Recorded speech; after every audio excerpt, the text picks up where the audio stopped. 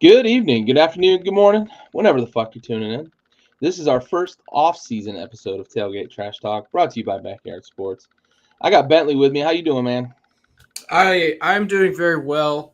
Starting the show off on a somber note here for a second, if you would allow me. It's not often that I say nice things about the University of Georgia or anything that has to do with that organization whatsoever. But as I'm looking at my sweet, sweet child laying on the floor next to me, she, of course, is a four-legged golden retriever. I am an animal lover. I love dogs more than most things in the world. And we lost a legend today, Uga X, whose actual name was Q, passed away, I believe today. He was with them, of course, for their back-to-back national titles. So it's a sad moment for those fans of the university. It's always tough to lose an animal or a loved one. So shout out to the people at Georgia. Our heart goes out to you. It can be tough for those people, especially his actual caretakers, obviously. Yeah, for sure, for sure. And not to make too light of the situation, but if you remember from the wonderful show Ted Lasso, it beat Danny up pretty bad when the Greyhound passed at his behest almost. The Greyhound got loose and wore a penalty kick to the face. So it can tear you up, but just a little bit of a lighter note. Ted Lasso fans probably understand the reference. Yeah. Others probably wonder what the fuck I'm talking about. But Bevo today, I think, has officially won the beef between him and Uga X. Because if you remember at yes, the Sugar Bowl or whatever it was, or maybe it was a regular season opener, he tried to bust out of his little fucking cage thing and come after Uga. Now Uga showed elite speed, athleticism, and quick twitch response there to kind of hit that 180 and bolt out of the way. Burners. Yeah, but Bevo said, "Hey, you're not about that action, dude. I'm here standing all four hooves on business." I assume Bevo's still alive. I don't know. Maybe somebody ate him. It's got to be the same one, right? I made a great steak. Yeah, for sure. All right, and we're starting out with maybe some somber news for Tide fans out there. Governor Saban has retired. 6 national championships at Alabama, 7 total. Obviously, he won one with LSU during his first stint in the SEC before he went to the Dolphins and then inevitably returned to college football to Alabama, despite telling Miami Dolphins fans very adamantly that he was not taking the job at Alabama, maybe 4 days, I believe, before he took the job at Alabama. So I want to get your thoughts because this is a guy, he went, I believe he played in 12 SEC title games. Obviously almost every CFP we've had since the CFP came in, 6 national championships, 7 total. 6 ties him with Bear Bryant at Alabama. And I think that was one thing that we talked about a little bit earlier in this season. Hey, Dad, how you doing? Got it. Joining us, but I thought personally that we would get Saban back to complete the chase, essentially, to pass Bear Bryant.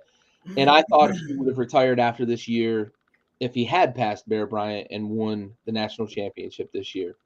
So I pass you that question. Did you feel the same way, or did you see this coming potentially, or were you as surprised by the news when we got it as I was? Because admittedly, I was very surprised to see that he had retired after this season. Yeah, so it feels as if almost every year there's some sort of rumor that floats around. Nick Saban's done. It certainly popped up a lot when Clemson was at the height of their reign, because Dabo, of course, is an Alabama guy, played football there, yada, yada, right? After Georgia won the national title last year, there was rumblings that maybe he was going to go back to Alabama if Saban had stepped down then. It's been in the discourse for a number of years, right? That Saban, this might be the year, right? I say that to say this. This is my first official, if you want to call it that, season of quote unquote covering college football, right? Like I've obviously been a fan for my entire life, right? But I've done my best to pour my heart and soul into it this year, right? To bring forth information and content for the people out there, right? It can be a grind to do this once a week. It can be a grind to do it multiple times a week. It's unfathomable to me how these guys do it 24 hours a day, 7 days a week, right? And Saban, for a guy who's 72 years old, I believe 72, I think is the number, right? To have done it for as long as he has done it, that is an unfathomable amount of hours and grind that he's putting into his body. And to do it at the highest level for as long as he did. I did think that he was going to retire if he won a national championship this year. For the simple fact that, like I said, it can be a grind to follow this sport as closely as you do. Couple that with coaching and recruiting and all those things. And now we have all of these changes coming, right? I cannot cast aspersions on Nick Saban and say that he is adverse to change. I don't know that about him because one of his greatest qualities throughout his career was his ability to adapt and overcome, right? When he first came to Alabama, even when he was at LSU, it was – remember the famous national title game? It was, 9-6? Yeah, right? Like that was Nick Saban. He had an all-world defense. Even into his 70s, he coached the freaking DBs on the field in practice. That was Nick Saban. 6 years ago or so, I want to say, the sport kind of changed a little bit with the high-flying offense, the mobile quarterbacks, and that was always kind of the bugaboo for Alabama. It's like, oh, the running quarterback, can Nick Saban beat them? And Nick Saban almost did a thing. He was like, are we sure that this is what we want to do? Are you guys sure that you want to challenge me with a new style of football? And so Nick Saban said, all right, I'm going to go to California and I'm going to get Bryce Young. I'm going to go to freaking Texas and I'm going to bring in Devontae Smith. I'm going to come to your state and take your best player and your best athletes and bring them to Tuscaloosa and beat you playing your game. And that's what he did. He continued to do that as the game changed. I think that with just to keep in mind here, 363 days from now, we will be watching next year's college football national championship. That is included in the change, right? The 12-team playoff extends the season. It extends the grind. The postseason extends. It also moves that grind forward exactly into bowl season as well, right? You don't get the full month anymore that we have gotten to this point with the CFP. Exactly. Sorry, I'm rambling here. I'll let you jump back in. No, you're good. I just you made a good point about extending the season, but you're also extending all of the CFP season as well. And I think we can all assume, right, that if Saban came back, Bama's in the CFP next year. Probably. And they're preparing for a game 2 weeks sooner than they would have been, with a 4-team playoff. Yeah. So that's a really good point. Yeah. And so we saw Nick Saban, like I said, adapt to the new style of offense, college football, and be extremely successful. We saw him adapt in recent years to the transfer portal, bringing in guys. He brought in Jahmyr Gibbs from Georgia Tech, first-round draft pick, right? He's done it over and over again, bringing in guys. Well, with the new playoff system and the new 12-team playoff, it extends the playoff past the add drop date for classes. So he's going to miss the entire first, like this current iteration of the transfer portal window that's open right now. He is missing because he's potentially playing for a national title, right? And in the 12-team playoff. There are so many things changing. The NIL money is changing, right? All of these things are happening. And I think Nick Saban took a step back and looked at his career in totality. And I have some stats I can go over a little bit later after we get into this a little more. But I think he took a step back and realized what he has actually accomplished at the University of Alabama, taking what was a storied franchise under Bear Bryant. And then it stumbled, right? There were some down years. There were some bad years in Tuscaloosa. And then he showed up. Exactly, 100%. You're right. And then he stepped in and resurrected that program and took them to heights that nobody ever thought was imaginable. I mean, I have never in my lifetime, and I probably will never see again a program run as efficiently and as programmatically as Alabama did under Nick Saban. I think he looked at that and said, you know what, it's time. The sport is changing. Can I continue to do it? Absolutely. Should I continue to do it? Probably not. I think that he took all of that into like a grander look at things and said, I've done my part. I'm leaving the program in good hands. So I'm going to step down now. And I think he did it at the right time. Truthfully, I would have loved to see him go out with the title, obviously take that 7th from Bryant, but I think it was the right time. I think it was time for him to go. Yeah. And I think I agree with you. I just didn't expect it.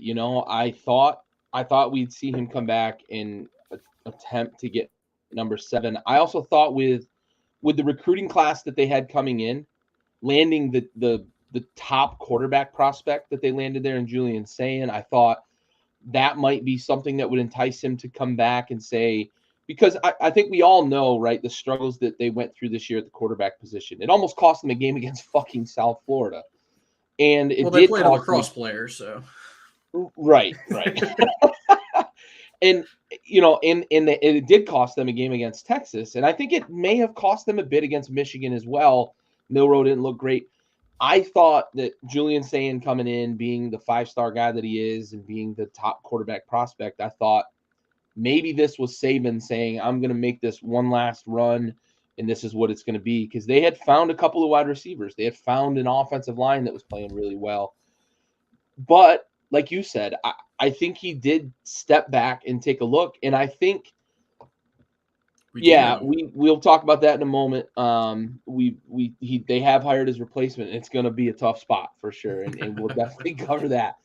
But I think you're absolutely right when you say I think he took a look at it, and what he was able to do at Bama, what he's been able to do in the game of college football, the way he was able to do it, never getting in trouble, never got punished, never was sanctioned by the NCAA in any sort of way. Now, whether or not they were running a well-oiled machine behind the scenes and he just avoided it, I'm not here to pass conspiracy theories. That's for other water cooler talk. But the facts are he's never been punished. He's never been sanctioned or anything along those lines.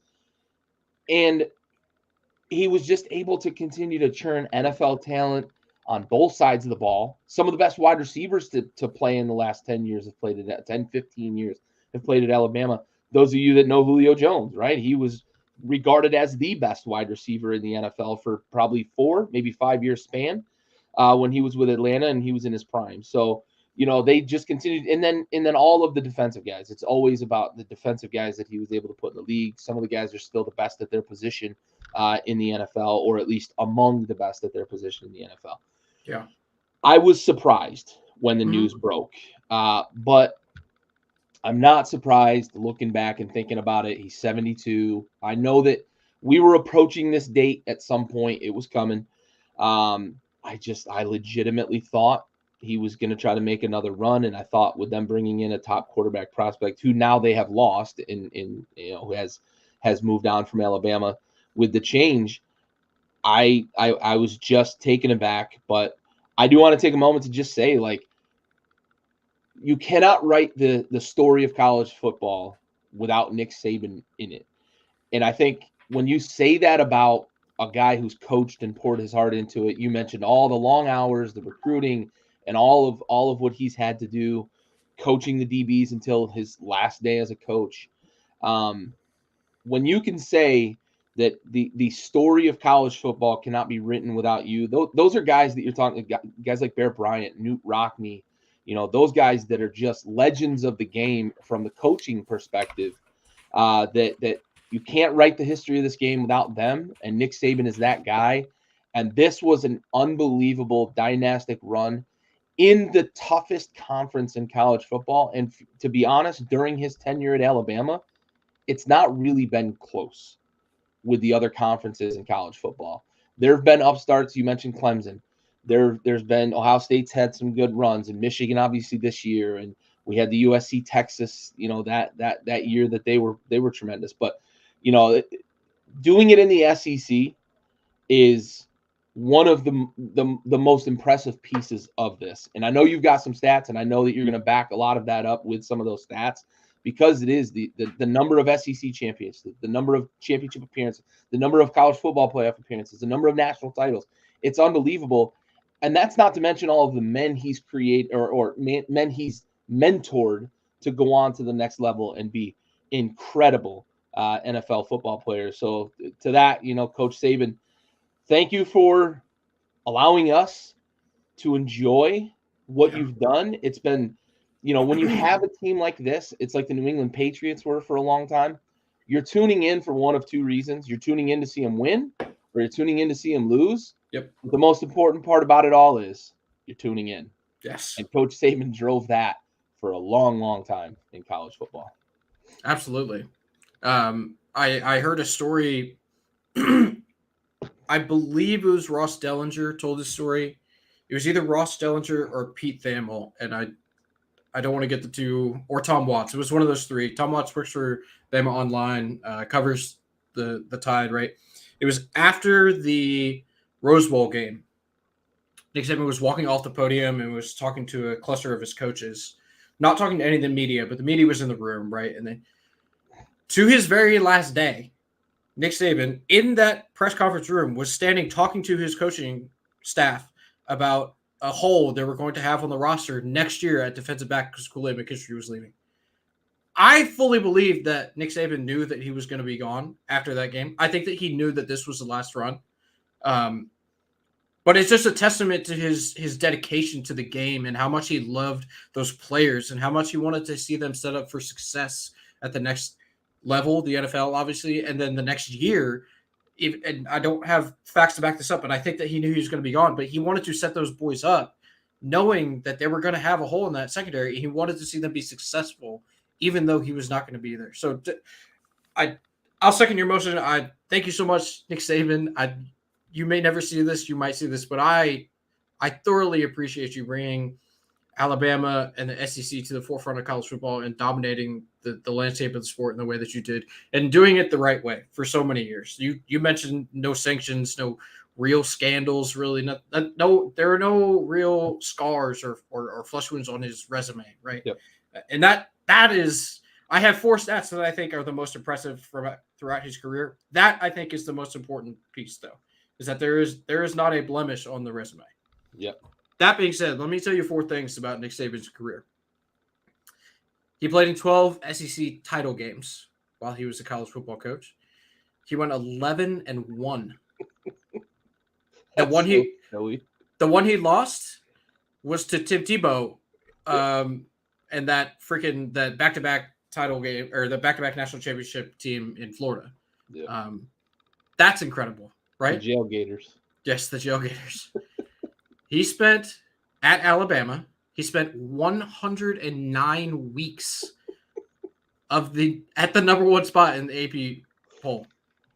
I might cut off a toe to be ranked number 5 for a week as a South Carolina fan. Yeah. And they spent 109 as the number 1 college football team in the country. Yeah. Every player over Nick Saban's tenure at Alabama, if you played for him for 4 seasons, you walked away with a national title. If you played there 4 years, and some of them got multiple. Yep. But if you played for him for 4 seasons, you have a ring. I would do awful things to get a championship ring. And I'm not even a player. I would buy, when South Carolina wins a national championship under Shane Beamer, I will buy every single piece of merchandise I can find. I assure you that. Absolutely. And then the last one of the most incredible things, because the NFL draft is, I believe it's 7 rounds now, right? Yes. And it's been, in the past, it's been more. It's been 10. Yeah, it was like whatever, 10 right? for a while. It was like 20 some way back. Nick Saban, over his career at Alabama, lost 29 games. He had 44 players drafted in the first round. Yeah. That's insane. Unreal. Just the first round. That's not Unreal. even like guys that went first in the second round. Yeah. That's the first 32 picks, and not always 32. Sometimes they lose their first round pick. The first round of the NFL draft saw 44 Alabama players selected. I mean, God, hands down, second best college football coach of all time. Hands down. Yeah. He's no Steve Spurrier, but no Steve Spurrier. No visor. No visor, but no, he's the GOAT. He will forever be the GOAT. He's untouchable. He is an icon of college football. There is no Mount Rushmore. It's Nick Saban and it's everyone else. Yeah. Listen, to put in perspective too, you mentioned the 109 weeks at number 1. That's not 52 weeks a year, guys. That's about 18 weeks from the preseason poll coming out for the week before the season, the final preseason poll, all the way through the 18 weeks of the season to include the CFP, yada, yada, yada, right? Yep. 18, it might be 20 weeks in some years, depending on how the preseason lines up, right? Because sometimes we have that fake week 1, that week 0. So to put that in perspective, 16 seasons at Alabama, about 18 weeks a season. He was 109 weeks out of approximately 300 weeks that he could have been number one. He was number one in the country. Yep. Unreal. More than 30% of the time, actually, it's about 35% of the time, he was the number one team in the land in the AP poll. Just it unreal what he was able to do. I don't know. We'll see another one in our lifetimes. It'd be really hard to replicate. NIL has kind of changed that, the transfer portal. I don't know when we're going to rein that in, but it makes things difficult. And for so long, Nick Saban was able to navigate some really treacherous waters with regards to recruiting, transfer portal at the end, but also, as I mentioned before, playing in the best conference in college football, hands down the best conference in college football. Now, to get back to what my dad was asking, do we know who's going to replace him? Well, we do. And that just so happens that they went out and grabbed a guy who played in the coached in the national championship game this year. Kalen DeBoer, head coach of the University of Washington, bolts for T-Town to replace Nick Saban. Now, there's some things that maybe not everybody understands about Kalen DeBoer and who he is because he's only been at Washington for a couple of years. Washington is not a program that's normally on the radar for the casual college football fan. Those of us who've watched college football know that like UW has these spurts. They've got some great players that have played there. They have won a national championship before, but they've not been a perennial powerhouse necessarily in college football. But Kalen DeBoer, on the other hand, has been a perennial powerhouse everywhere he's gone. So he coached at NAIA school called Sioux Falls. He played there as a player, came back as a coach, coached there for a while, and won a fuck ton of games there. I believe, correct me if I'm wrong, he won 6 national titles at Sioux Falls. Yeah. So you're not getting a guy who just was a flash in the pan at Washington, ended up coaching in the national championship game. And I can almost guarantee you that it wasn't just a shoot from the hip decision to replace Nick Saban at Alabama, right? You're doing some diligence. You're figuring out who it is. You're talking to boosters. You're talking to those people that fund the program, fund the NIL package, talking to the players most likely. The AD was probably on the horn with some of maybe the captains of the team, the more crucial players, about their thoughts on bringing in a guy like Kalen DeBoer because he's not necessarily a known commodity to the average college football personality. However, as I mentioned, he's been uber successful. I want to get your thoughts because you nailed this. And I want to put this out there for the people watching. You nailed this when we were talking about possible replacements. The moment the news broke, possible replacements, we went down the list of a couple, right? Kirby and Dabo and potentially Sarkisian and maybe even Bill O'Brien off the staff that was there. You know, down the list of a few guys, Bill Belichick, when the news broke that he was gone, his name was kind of floated as, I don't know, maybe going to Bama. I don't know why people thought that, but we discussed a few, and you were the first to say, keep an eye on Kalen DeBoer. And lo and behold, just a few days later, Bama moved pretty swiftly and hired Kalen DeBoer out of Washington. So one, congrats, take your victory lap. And two, talk to me about why you think he will or why you think he won't be successful in Tuscaloosa. Oh boy. I appreciate the flowers. You know, I think that's still a thing in 2024. We're giving out flowers. I don't think that fad has died quite yet. All right. I'll take them then. It made the most football sense for me, right? Nick Saban has set this program into a stratosphere that Alabama almost recruits itself. Now, it has obviously lost a little bit of the luster. I get that. Governor Saban is gone. Yeah. Got it. Uncle Nicky's not there anymore. Totally get it. We've seen this already come to fruition in the transfer portal. They lost their quarterback. They lost some other guys. We'll talk about, here in a little bit. But from a football standpoint, it made the most sense. Kalen DeBoer, who's bringing Ryan Grubb with him, the offensive coordinator from Washington. That's a very important piece of this. Yeah. I know we both love him, but I fucking love Grubb. Yeah. Great offensive mind, right? Yeah. He's been with Kalen DeBoer since Sioux Falls, since he was coach there. He's gone everywhere with him. Yep. Coached at Indiana, Fresno State, Yep. Washington. A few of them guys on the UW roster have been with him since Sioux Falls, so he's comfortable with his staff too. Yes, that's another bonus, right? Yeah. He runs an offense. He runs a program that exemplifies what it means to be a college football, an upstanding, high-class college football program in the world today, right? I don't know. I can't speak to his NIL accomplishments, right? I don't know what the money looked like in Washington. There wasn't a ton of reporting about that out there when I looked in terms of what Penix or Dunze or those guys were pulling in, right? I have to imagine that they made money. I have to imagine that, right? It's the world we live in. Couple his ability to coach offensive football and his ability to recruit, because he got high-level guys to come back to Washington. There were guys that were going to be first-round draft picks. I'm looking at you, Odunze, last year that decided they wanted to come back and play for this guy. That is a leader of men, right? And I know they're young men, 18 to 21, whatever. Got it. Those are still men, right? Technically, those are still guys. He is able to galvanize student athletes, if we're still calling them that, to play for him at levels that there are coaches in the country that just cannot do. If you look at Kalen DeBoer's career, I looked up his career record, right? He's been a coach for 9 seasons. Really good. He's 104-12. Like really good. we just ran over a whole bunch of Nick Saban stats. This is like young Nick Saban.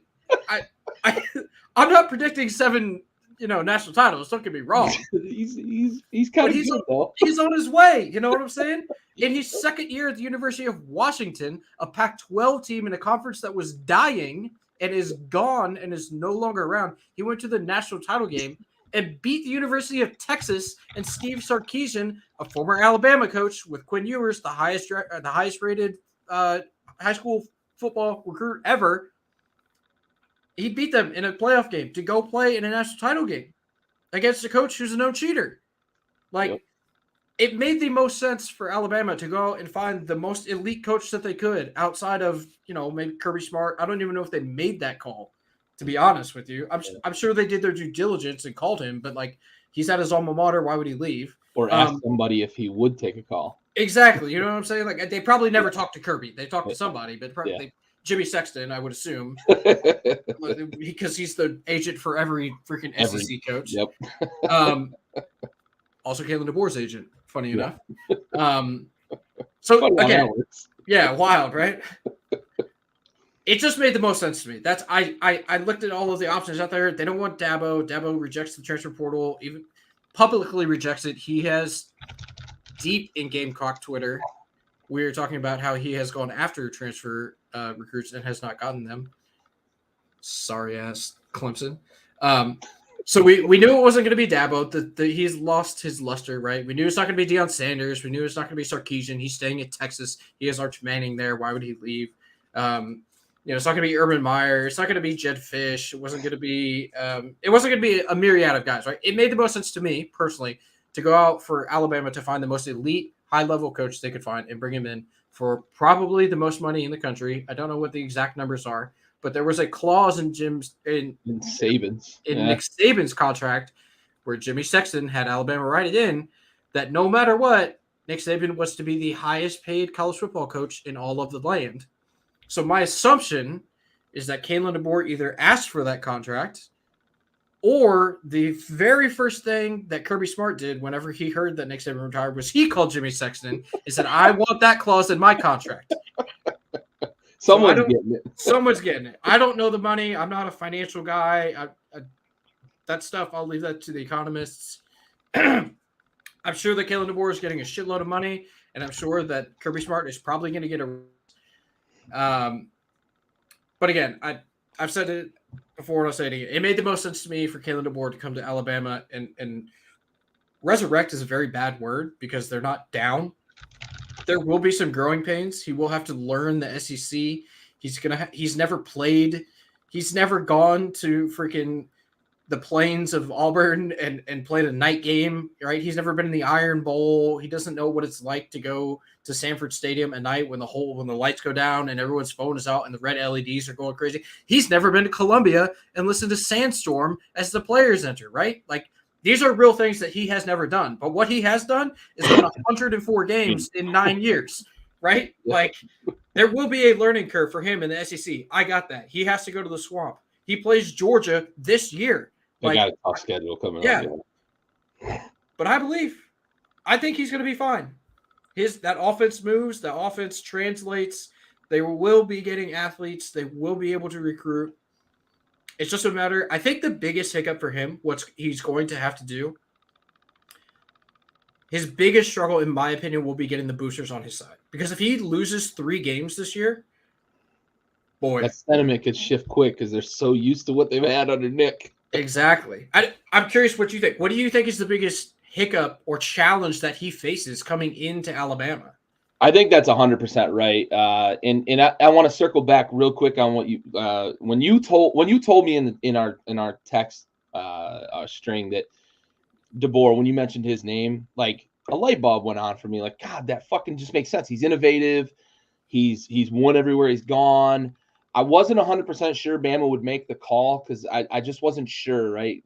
You know, Pac-12 and, you know, it is a little bit different of an approach than Nick Saban has and then that sort of thing. And maybe it's not. Maybe behind closed doors, he's as fucking hard-nosed and he's as much of a tactician and a taskmaster as Nick Saban is. But I wasn't 100% sure that Bama would make the call. But when you said it, I was like, fuck, man, that makes so much goddamn sense. So my thoughts are, you know, in terms of the biggest challenge, it's going to be that the schedule this year, right? And, you know, you mentioned the potential that he, you know, could lose. If he loses 2 or 3 games or something along those lines, things could swing pretty hard in terms of sentiment. I don't see him losing out of the gate, you know, just to kind of quickly go down their schedule. They've got Western Kentucky, USF.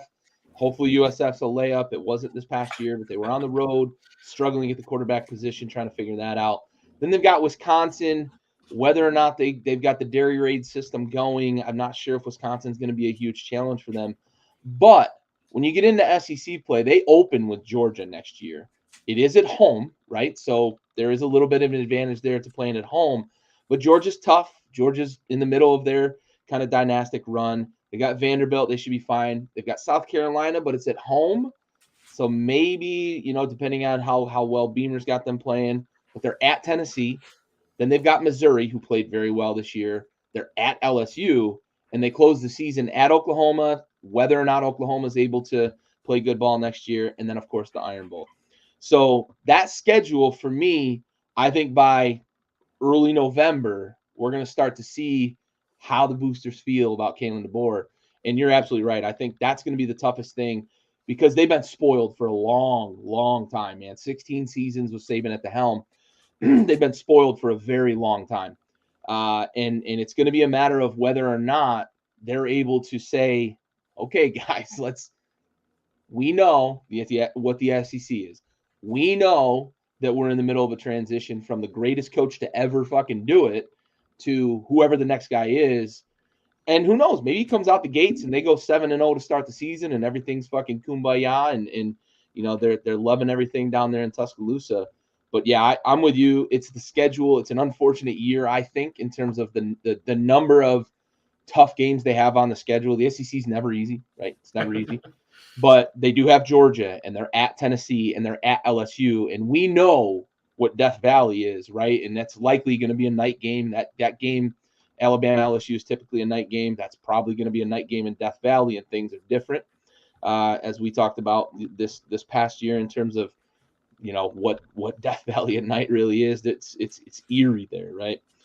So I'm with you. I agree that I think the biggest challenge is going to be the sentiment there in Alabama, because I know for a fact I was in Huntsville this season, and I know for a fact that there were a lot of people talking about, oh, it's a down year. We lost to Texas. Like, Yeah, Texas is a pretty good football team, man. Like, come on.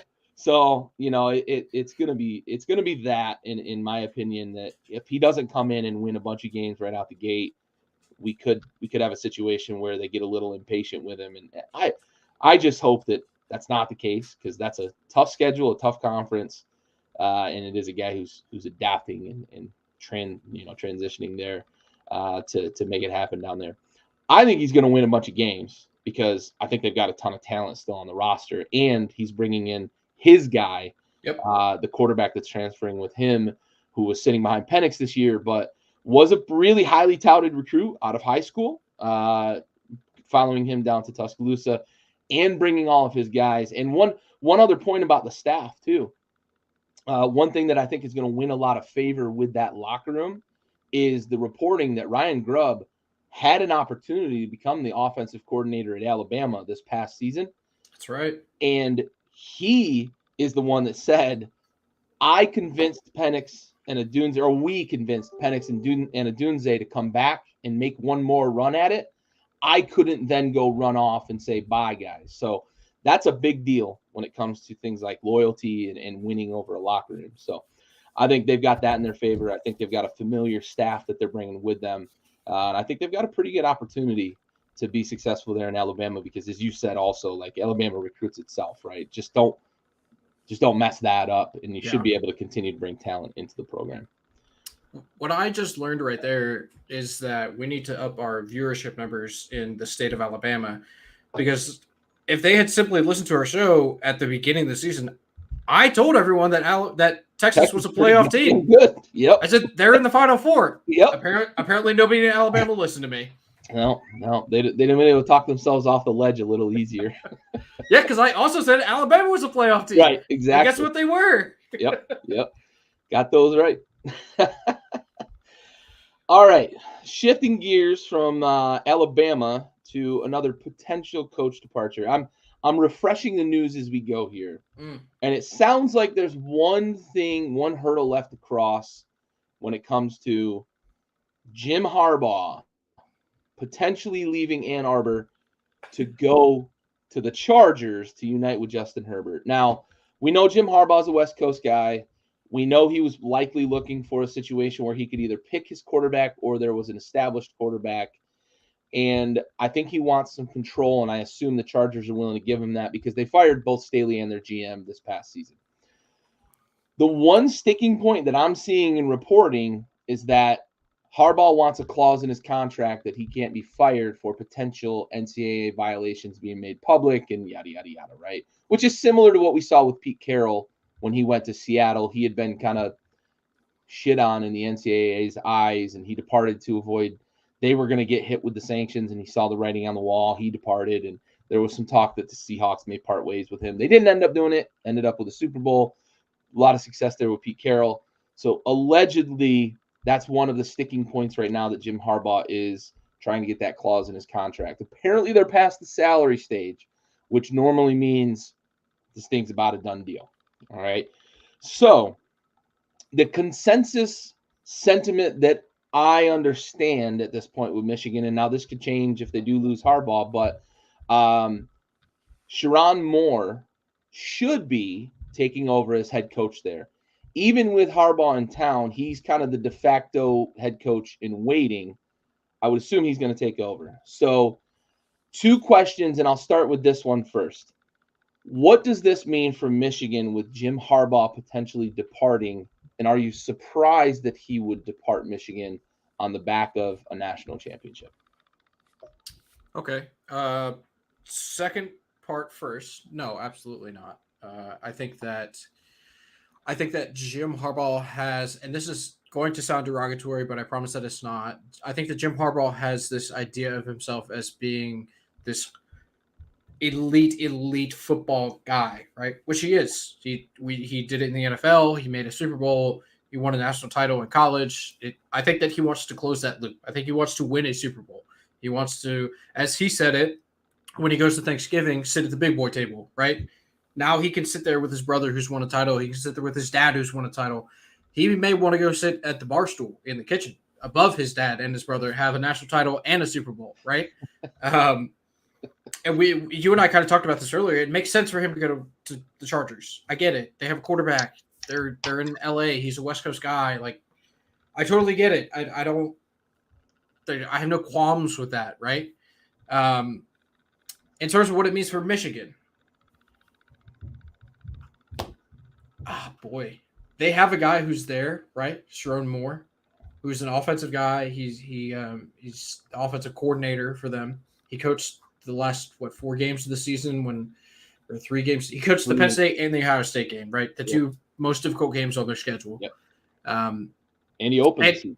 And so so he coached like 6 games for them. Yeah, 6 of their games this year.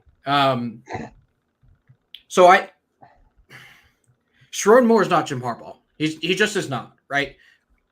He's a wonderful offensive coordinator. I think what he does best as an offensive coordinator is he schemes the offense around the talents of the players he has in the system.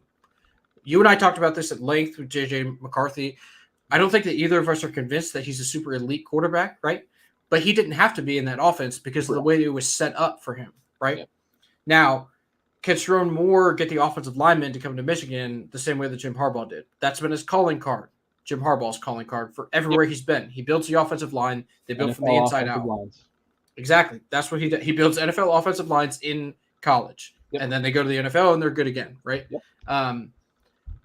I don't know that Sharon Moore can do that. I don't know that he can't do that.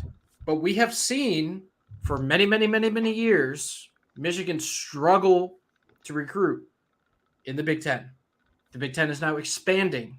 Yep. Washington, we just talked about. I assume we're going to talk about Jed Fish, the new coach there. Southern Cal is there. UCLA is there. Oregon is there. We know their Oregon offensive lines. A big brand too, with Nike and all that goes on there. Absolutely, Dan Lanning, young coach, super motivator, great recruiter. He was a guy that we thought might get the call for the Alabama job, but turns out he's staying in Oregon, right? That's right. I didn't even mention him. We had a handful of guys we discussed, but I didn't even mention him. Yep. Yeah. So I think that this is a downturn for Michigan if Jim Harbaugh does in fact confirm this today or whenever, because I think he's gone regardless, whether he goes to the Chargers or not. I think he's gone. I think that the NCAA sanctions have nothing to do with this. Like, we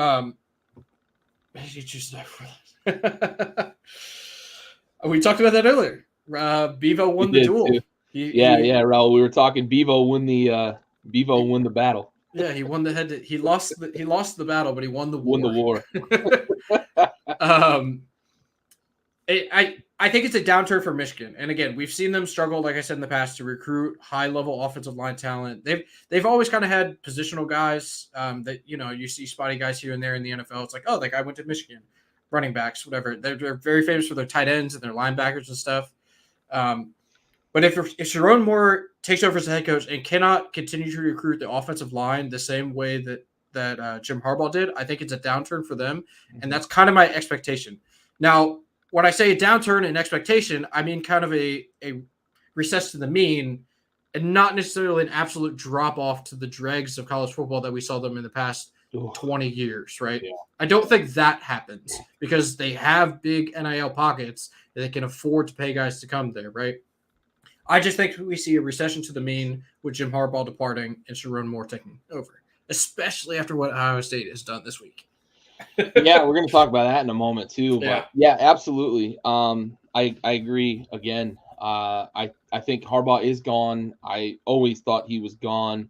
There were a couple of moments that there's some Michigan fans that had made some pretty good points about, thinking he was coming back. But, in the end, I always felt like he was headed to the NFL. And I just think he's done, right? It's not that he's like, oh, God, I'm done. I'm over this. He's done everything he said he was going to do coming to Michigan. He beat Ohio State. Not only did he beat Ohio State, the alien that's going to go in the top 5 at wide receiver never beat Michigan. Yep. Never beat Michigan. How do you top beating Ohio State 3 times, winning the Big Ten 3 times, playing in the CFP, and eventually winning a national title? I don't know how you top that. And that's when I say he's done. What's that? I would say you do it 5 more times at Michigan, but But that would be the only thing, right? Exactly. And I don't know that that's Jim Harbaugh. I don't think that's what he wants, right? That would be the thing. And that was the Saban, like to do the Saban thing essentially is the only thing that's really left for him at Michigan. I don't think that's Jim Harbaugh. No. I think he wants that Super Bowl trophy. I think he wants to prove he can get it done in the NFL, because it didn't end great in the NFL either. Yep. There was a little bit of butting heads with ownership and some of the locker room stuff that stirred up a bit. And then he went off to Michigan because it was his kind of dream job, the alum, yada, yada. He did everything he needed to do at Michigan, won a national title. I just think he's done with the college game. NCAA stuff aside, I agree. I just think Jim Harbaugh has accomplished his goals at Michigan, and he's ready to go get that bar stool, right? And win that Super Bowl trophy and be able to have both an NCAA and an NFL championship. I agree. I just think that's it, right? It's not about complications. It's not about being tired. It's not about the NCAA or any of that. It's 100% about Jim Harbaugh did what Jim Harbaugh set out to do at Michigan, and I think he's ready to go back to the NFL. I also think he was waiting for the right opportunity. The last couple of years, we've not had one of these opportunities open up where it was just a 100% slam dunk. The Bears came open, and everybody's like, he played for the Bears. Yeah. He played for the Colts too, right? I know the Bears drafted him, but he played for the Colts too, and the Colts job came open, and nobody really ever put him there. The Bears was not a great opportunity. It's a tough roster. They had some good draft capital, but man, that's a rebuilding effort. And we all know in the NFL, the most important thing is you got to have a quarterback. Yep. And I think that right now the Chargers job came open, and that's what I'm looking at. I think that's the opportunity he's been waiting for, a place with an established quarterback. He won with Colin Kaepernick, man. I assume he's going to win a lot of games with Justin Herbert. I have to believe that he's going to, because I think from a talent perspective, I know what Kaepernick could do with his legs, but I see what Justin Herbert could do with his arm. And I think Jim Harbaugh is going to be able to win a lot of games with that guy at quarterback. I agree. All right. You just mentioned it a moment ago, so let's get to it, man. Ohio State. Oof. Holy shit, did they load up this offseason.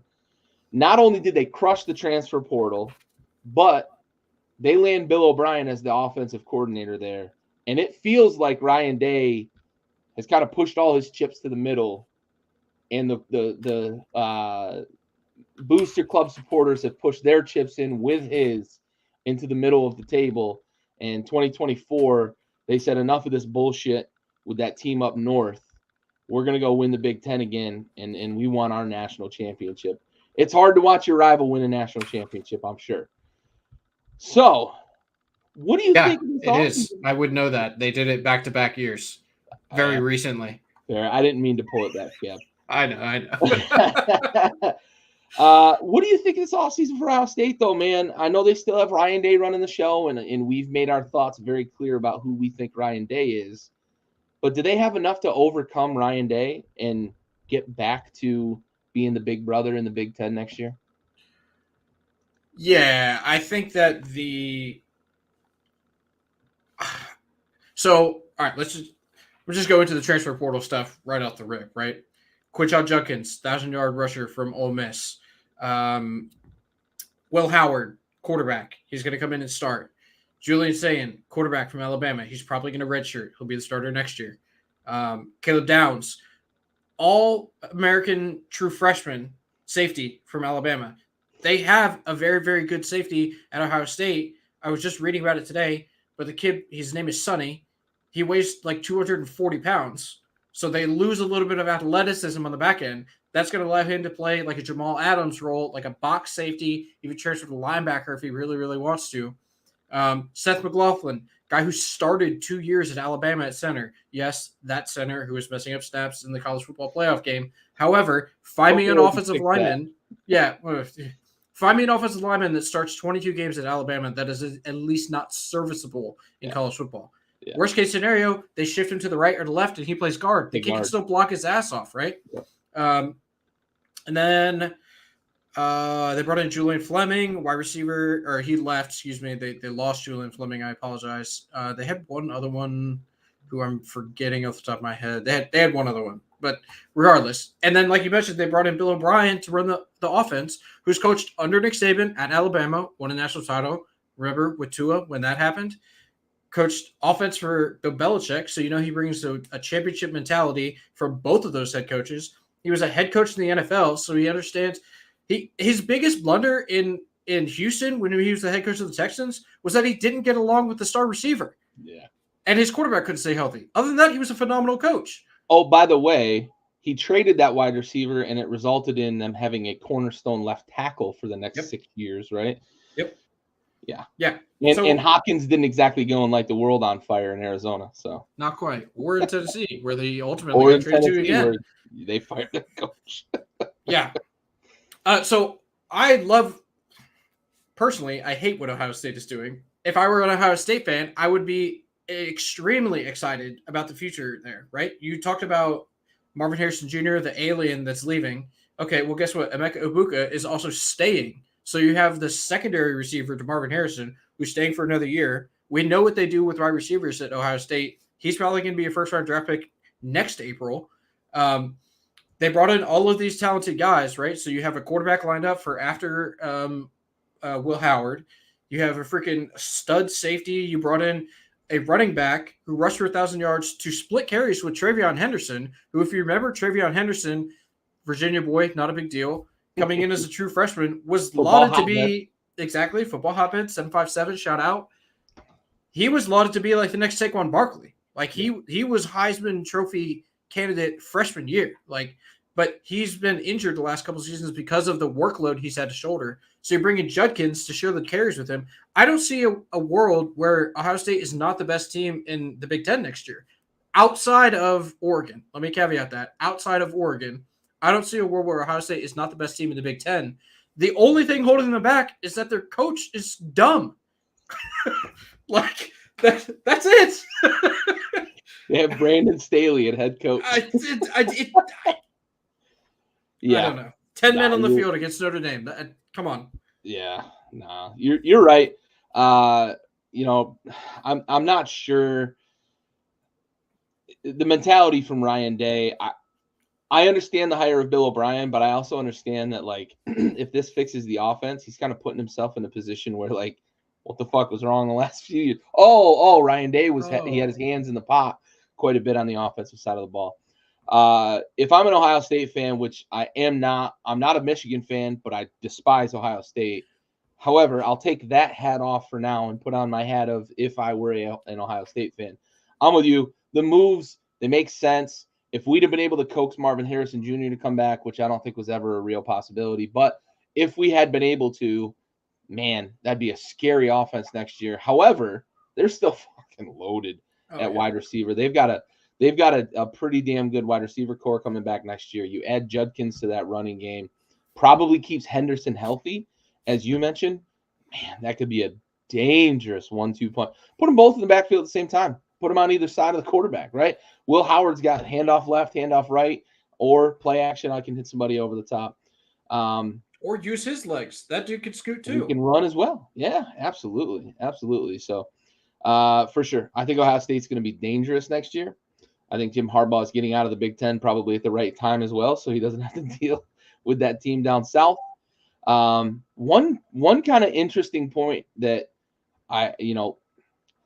the timing of Jim Harbaugh leaving, if he leaves right now, is tough because Michigan isn't going to be able to recoup a lot of the losses they're going to potentially have because players get free transfer essentially when a coach leaves, right? And who knows, maybe they want to stick around and play with Sharon more. Maybe that's their decision. But I think inevitably when we see a big-time head coach depart a program, we see guys leave.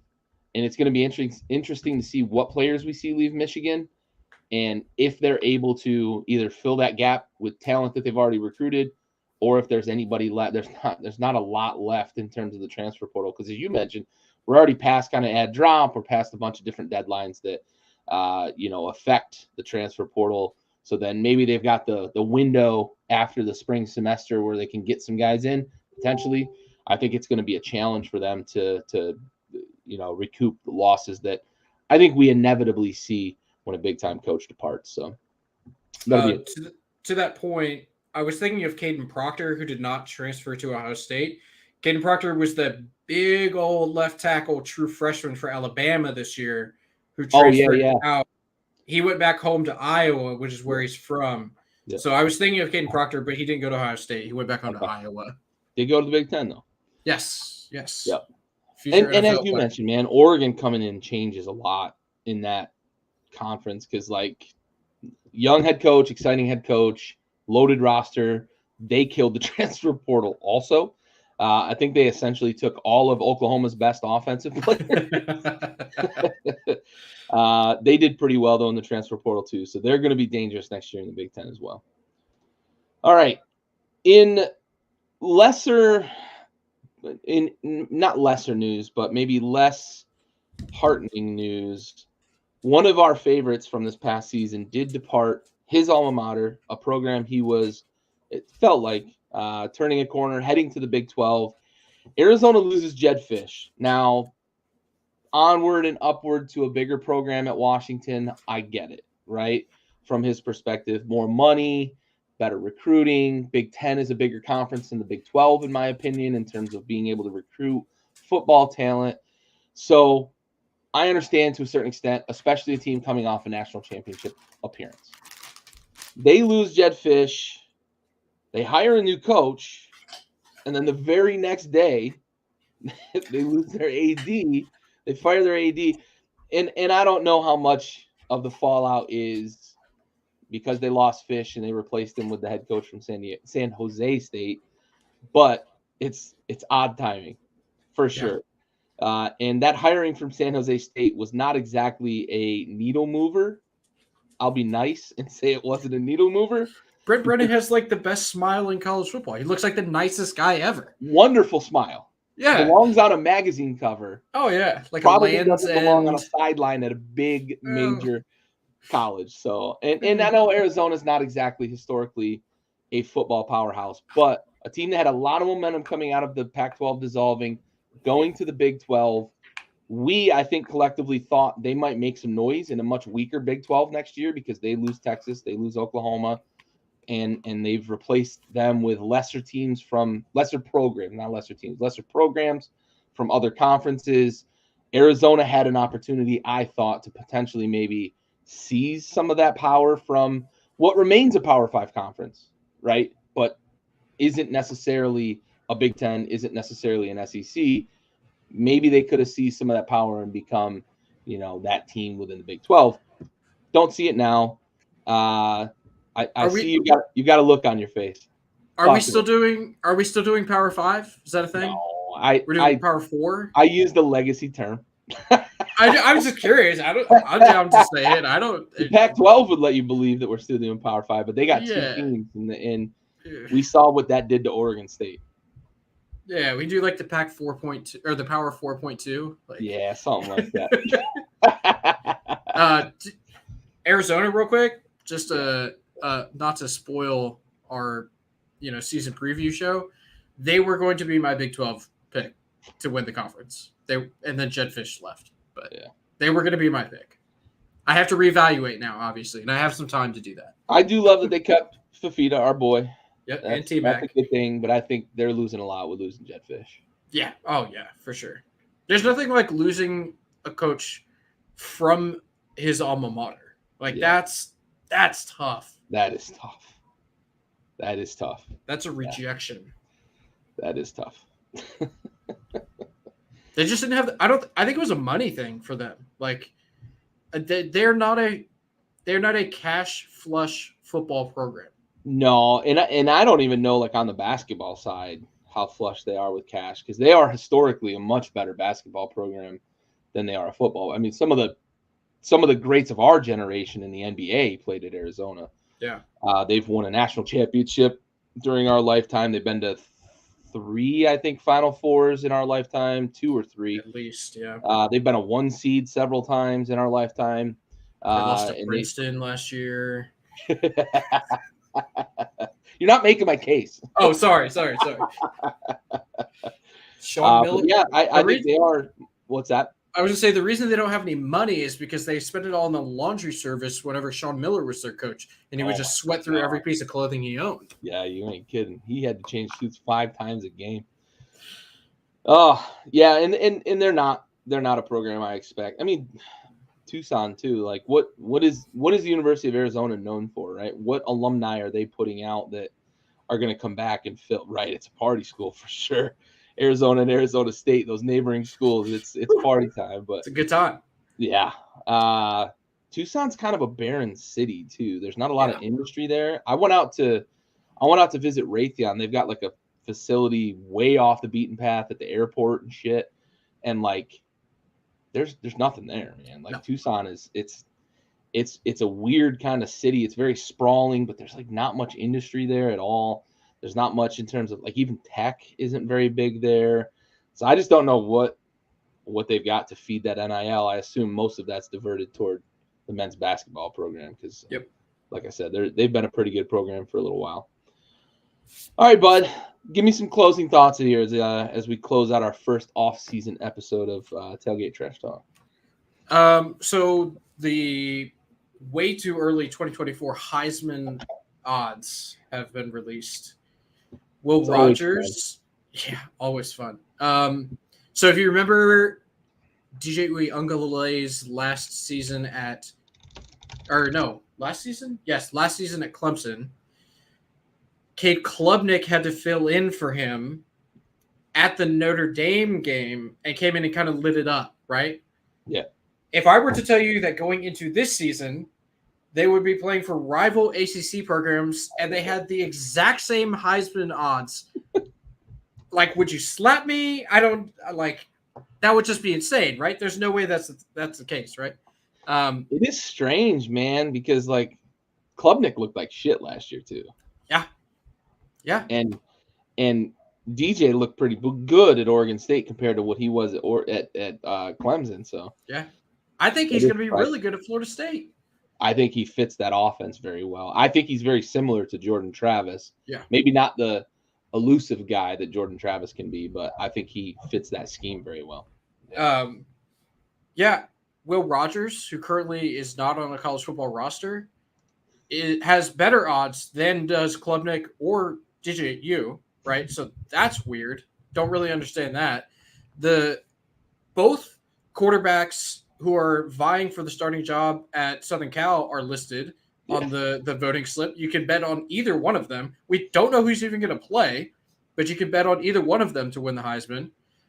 My personal favorite, long shot Heisman Trophy winner next year. I'll give you the odds, and I'll give you a couple guesses to try to figure out who it is. It's a player that I talked about more so late in the season last year because he finished the year very strong. I believe he missed a game or two and then got hurt in a bowl game.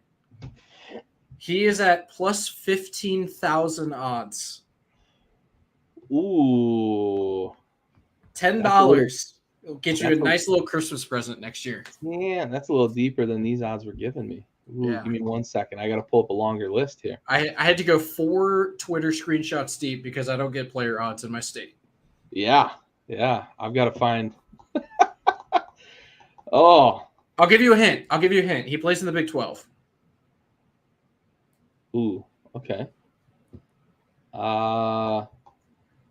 the Big 12. Yeah. Earlier in the show, I talked about how whenever we're talking about college players and student athletes, and I said that it need to be a leader of men. Well, these guys are not necessarily men yet, but most of their coaches are men. Most of the coaches are 40 or over. Yeah. Oh, really? Yeah. Really? Kevin Ollie is 15,000 to 1. Is he really? Yep, to win the Heisman Trophy next year. 19-year-old, he will be 20 going into next year's season. I believe he was the best running back in college football last year. I see no reason for him to take a step back. He did get hurt in the bowl game, but whatever. It's a bowl game that was not in the playoff. I very much like those odds. Do I think he's going to win? Probably not. But like I said, $10 pays off $1,500. He could stack against a weaker Big 12, though, man. Yeah, he could have some gaudy numbers next year. Yes, absolutely. Ooh, that's some juice. I think I can get behind. $15K, you said? 15,000 to 1. Wow, I like it. I like it. I Yeah. I could get behind those odds because I do think that he's got potential against the Big 12. That's not. I mean, it's never perennially a big time defensive conference, but it's going to be weaker with Texas, especially leaving Yeah. because he played Texas in the Big 12 championship and got shut down. That's sneaky odds there. Let I like me. it. I like I'm that. gonna look at just in case what their schedule looks like. Yeah, I mean they're tough. So they play Colorado. They play at BYU. That's gonna be a tough game. They play Utah. That's gonna be the best defense he Ooh, sees all yeah. year long. So if he and they play him or they play whatever. They play at home, so they're in Stillwater. Okay. That is, they will have 3 games in the season after that. So that's what Against bad defenses too. Heck, second week of November or something like that. yeah. So like you have to imagine, right? That's kind of when the voting really ramps up. Yeah. If Yeah. he goes out against Kyle Whittingham and Cam Rising and puts on a show at home, I mean, he could gain some traction, no pun intended, as a running back to win this thing, man. Yeah, I like that. I like that. 15,000. 15,000. I like it. I like it. There's some interesting ones in the Nico Amalivia is, how did they say it's Ia Maleava? I believe it's like the think so, proper yeah. pronunciation, but it's Amalivia on this show. Yes, it is.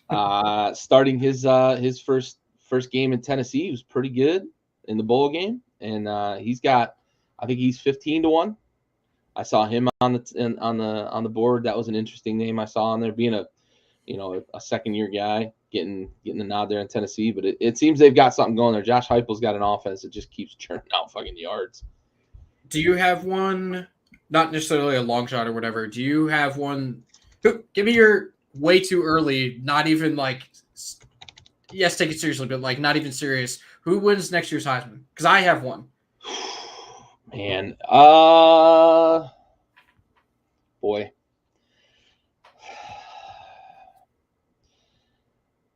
I think there's a world in which Ole Miss wins the SEC West. No divisions. Or no, you're right. You're right. I think there's a world that Ole Miss plays in the SEC title game. I'll put it that way. And I think that Jackson Dart has big numbers if that happens. And I'm looking at 18-1 for Jackson Dart. I love that juice. Going up the list, I see Carson Beck at plus 750, co-favorite with Quinn Ewers. I don't get that. I think they're going to be fine, but I don't know that Beck stirs that drink. So give me Ewers over him if we're talking heavy favorites. But I like the juice I can get with Jackson Dart at 18-1, and give me Dylan Gabriel, man, at Oregon. Yeah. At 10-1. That's good juice. Give me long shot 18-1 on Jackson Dart. Give me third best odds at 10-1 on Dylan Gabriel because Oregon is going to fucking light it up. So Jackson Dart was my pick. Really? Yeah. Scared of brain here, I guess. Yeah. Sick ass name. That helps. Great name. I love the spelling of Jackson, J-X-O-N too. X-S-O-N. Yes. Love it. Sick name. That helps. Plays in the SEC. That obviously helps. Throwing darts. They're throwing darts. That offense is going to hum. Oh, yeah. Juice Wells obviously goes without saying. Their running back's name is Bentley. I think everything lines up for him, right? I don't know that Ole Miss has ever had a Heisman Trophy winner. I can't speak to that truthfully with any conviction, really. Regardless, maybe way back. Yeah, I just think that I think the Ole Miss is poised to have a big year, especially offensively. We talked about how all other transfers they brought in were all defensive guys except for Juice Wells. That offense was really freaking good last year. They're going to take another step forward. They lose Judkins. That's okay. Bentley averaged, I believe it was 4.8 yards a carry or something like that last season in that offense. I really like Jackson Dart. I'm a little trepidatious now that you said it because whenever you and I are aligned on things, typically It the doesn't bet go well. is to go the other way. I also like Dylan Gabriel though. That's a great pick. That offense is going to be incredible. He's going to have those boys humming out there in Oregon. But yeah, I my pick was Jackson Dart as well. Nice. Ole Miss never has had a winner. The highest they've had finish is third. Was So that if he Eli? wins it, what's that? Was that Eli? No, was 1968. Oh, yeah. Some guy, and then Archie Manning finished fourth twice in 69 and 70. So Yeah. it was a long time ago that they've had a guy that high on the list. But yeah, the other thing you got to consider about Ole Miss, right? And we talk very much about this consideration. I see one good defense on their schedule next year, really, and the potential for two. So they play Georgia next year. That is a home game though, so take that for what it's worth. It's still Georgia, but they play some layups early: Furman, Middle Tennessee State, and Wake Forest, and Georgia Southern. Their SEC schedule is not bad. Kentucky. Okay, dude, the sucker line is right there. I know. I was about to caveat the entire thing with South Carolina could be much better defensively than say LSU, right? Who they play after South Carolina. Oklahoma, who I think they're going to struggle their first year in the SEC. They lost a lot of talent. Arkansas is back down after an up year. And then there's the Georgia game, the Florida game, Mississippi State to close the season. If they don't get tripped up by your Gamecocks, if they don't get tripped up by LSU, and then depending on how they play against Georgia, he could have a big fucking year because they play some cupcakes. Yeah. Even including their SEC schedule. It's a very favorable year for them. It's a great year for Lane Kiffin to have loaded up and have a third year. I believe this will be Jackson Dart's third year starting in this offense. Perfect year for that. And I think it's a perfect year to lay some ducats on that 18-1 number that you're going to get with Jackson Dart. Yeah. I think the best way to – we're delving a little bit into gambling podcasts, but that's okay. I think that the best way to, at this point in the calendar, if you want to get super long shot odds for the Heisman like we have it here, is to just take $100. You split it 4 ways and you put it on the guys you like now. Like if you really think Carson Beck is, because they're probably going to be number 1 in the country, right? So number 1 team, quarterback, whatever. You're probably not going to get better odds than plus 750, right? Right. So 7.5 to 1 is like good right now. And if you like Dylan Gabriel, if they come out hot, if they're like 4-0, like can be his better number, than 10-1. Exactly, right? And if you like my bet, Ollie, put $25 on 15,000 to 1. Exactly. Like that's a great Christmas, right? So if you are going to bet the Heisman at super long shot odds, don't put $100 on one of them. Take 25, spread it around, and then as the season progresses, see where your bets, see if you have cash outs, wait until the odds kind of settle, right? And then you lay your big money on whichever one you actually think is the most viable option to win, and that way you have, hedge options. Yeah. No, I like that strategy. For all you degenerates out there, keep that in mind. Get your odds in now, because you're absolutely right.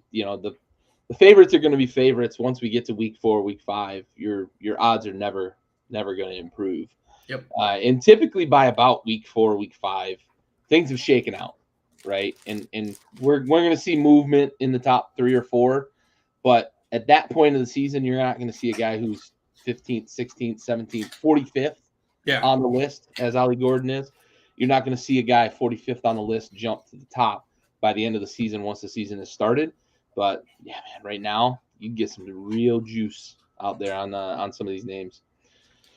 All right, bud. Well, hey, it's been entertaining. I know we talked a couple of weeks ago that we were going to try to space these things out and get a number of topics to talk about. I want to thank Coach Saban for giving us a topic. I want to thank Coach Harbaugh for potentially giving us a topic. Transfer portal is always fun. And we got a little bit of degeneracy in here. And one last shout out in the comments. My dad mentioned more trouble for the Bills. Yeah, if Jim Harbaugh goes to the AFC, obviously that's going to be another team to contend with because they already have a quarterback. So Can I just for 1 second wax poetically about trouble for the Bills? Yes. What's the trouble for the Bills? I I can answer my own question, and I'm going to. That was semi-rhetorical. I heard the numbers this morning. This year's cap hit for Josh Allen was 18.6 million. Yeah. Next year that goes to like 42 or 43, something like that. And then he There's hovers. hell. Yeah, it goes up to like 60 over the next 5 years, right?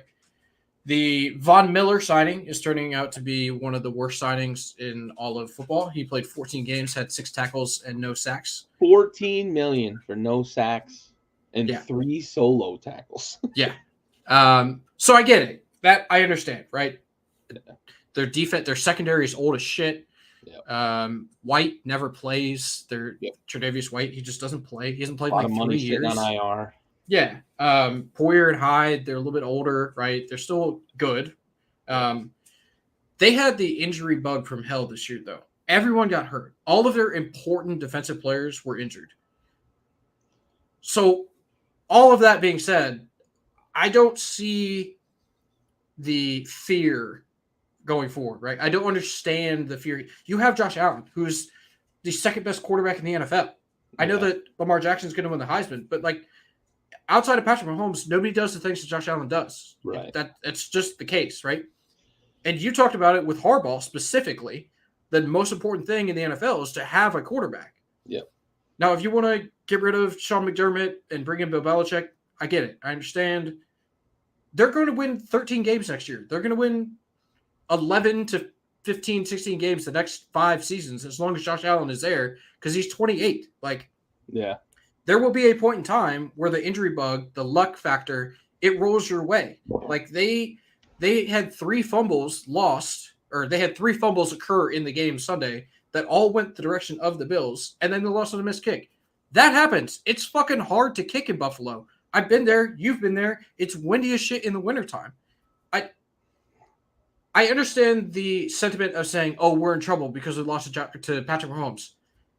Newsflash, bud. Everyone loses to Patrick Mahomes. That's fair. It feels like a knee-jerk reaction from Bills fans, and I'm not saying that your dad doesn't know what he's talking about. I got it.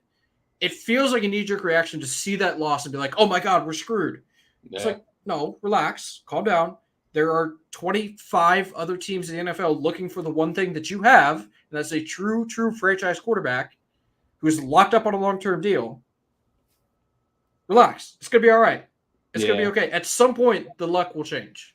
Yeah, and I think that's the hardest thing to wrap your head around with as a football fan, right? And we call it regression to the mean. You mentioned it with Michigan earlier in the show. It's a great term in the game of football. And it often happens with like turnovers or things that are luck, right? Things that are either good luck or bad luck, things like injuries, things like fumbles, things like turnovers, those sorts of things. You're going to have those things kind of swing from year to year. It's very rare that a team who leads the league in turnover differential one year doesn't end up like middle of the pack the following year, just because turnover luck is one of those things. I think for Bills fans, and I have a lot of close friends. Obviously, I have family that have been Bills fans forever. Yeah. And I know growing up, the misery and all of the butt end of jokes of the 90s where they went to 4 straight Super Bowls. It's hard to wrap your head around how difficult it is to go to 4 straight Super Bowls when you lose 4 straight Super Bowls, right? And I think it's hard to wrap your head around the fact that like they've got a mutant under center that nobody in the league has, right? Mahomes doesn't do the things that Josh Allen does, but he does other things that Josh Allen doesn't do, and Josh Allen does things that nobody else can do.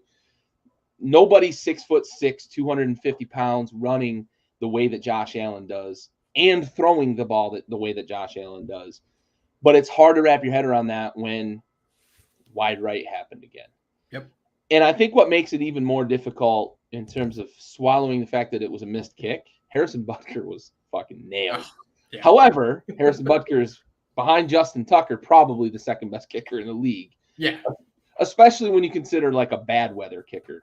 Harrison Butker's right up there with those guys. So for sure. it's tough, man. And then when you see a guy like Jim Harbaugh come into the AFC, it's hard not to think like, well, there's a guy that we're going to have to compete with, right? So I get what you're saying. I get what they're saying. It's a tough situation, but there is a silver lining for Bills fans in the fact that you have Josh Allen, right? You have Josh Allen. We have Josh Allen, who's an absolute fucking menace for opposing defenses, for sure. Hey, Gary, wouldn't it be fucking sick to lose a football game in the NFL playoffs in the divisional round? Wouldn't that It'd be awesome? real fucking sweet to be playing in the second round of the fucking playoffs. It's all about perspective, man. The Bills have won their division 6 years in a row. I think it's 6, maybe 5. They've won it that many years in a row. We haven't won our division in fucking 4 years, and we've won it like twice over the last 12. And we've lost in the playoffs every time we've been to the playoffs the last fucking 26 years or 29 years or whatever it is now. Yep. It's absurd. I would love to be able to say we're playing divisional round football for sure. I'm with you. Yeah. 100%. Even if it meant we had a bye in the playoffs and lost our first playoff. That made me win a shitload of regular season games. Exactly. Now, it might wear off on us if we ever become a good football team and win, 4 or 5 years in a row. But God damn it, I would love to be playing second weekend of the playoffs football for any fucking stretch with this team. It would be freaking awesome if 7 years from now, you and I are sitting here talking about losing in the divisional round because the Bears have Caleb Williams and we only have Drake May. Oh, right. God. He beat us again. Yeah, that dude's fucking awesome at football. Like, it is all about perspective for sure. All right, bud. Well, hey, I appreciate you. It's been a really good episode. Yep. Stay tuned. Probably in 2, maybe 3 weeks. If we don't go in 2 weeks, we'll make a post to say, hey, stay tuned the following week. As the off season goes here, we're going to try, as I mentioned a moment ago, we're going to try to compile topics so that we've got a good solid, is it 45 minutes to, we're on almost 90 minutes this week. So a lot of good stuff to talk about this week, but whatever it is, we want to bring you the best possible content. We don't want to, just kind of talk at you for a little bit about things that are menial, because the college football offseason tends to be that way at times. As we approach, we've got combine coming up soon. We've got draft coming up soon. So you're absolutely going to get some episodes surrounding the NFL draft, previewing guys, talking about maybe mock drafting, that sort of stuff. So stay tuned for those. But if you don't see a post, or if you don't see an episode scheduled in 2 weeks, you will see a post from us. To stay tuned as we compile topics to talk about and make sure we keep things interesting here in the off season. But for Bentley and everybody else here at Backyard Sports, this has been our first off-season episode of 2024 for Tailgate Trash Talk, brought to you by Backyard Sports. We are